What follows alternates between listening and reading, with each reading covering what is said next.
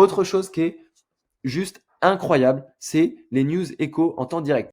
Quelle est la différence? C'est qu'en fait, j'ai vu trop de personnes et même dans les formateurs, j'ai intégré des formations récemment pour encore une fois confirmer ça, qui ne comprennent pas les mouvements sur les marchés financiers. Par exemple, tu vas être sur un graphique et d'un coup, tu vois une bougie monter, exploser et on ne comprend pas pourquoi est-ce que ça a monté. Il n'y avait même pas d'annonce économique, donc dans le calendrier, c'était pas annoncé.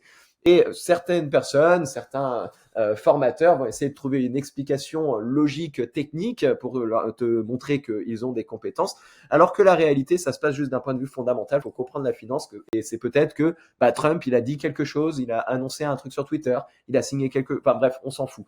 Et ben là, en temps direct, tu seras averti de tout ce qui se passe dans le monde sur les marchés financiers. Là, tu vois, regarde, aujourd'hui, 15h13, boum, Raphaël Bostic, membre du FOMC, déclare qu'il ne voit pas de raison de baisser davantage les taux d'intérêt pour le moment. Là, ça réagit en temps direct. À la minute près, tu as l'annonce économique. Donc, dès que tu vois un mouvement que tu n'arrives pas à comprendre, tu veux être sûr que c'est pas bien une annonce, quelque chose.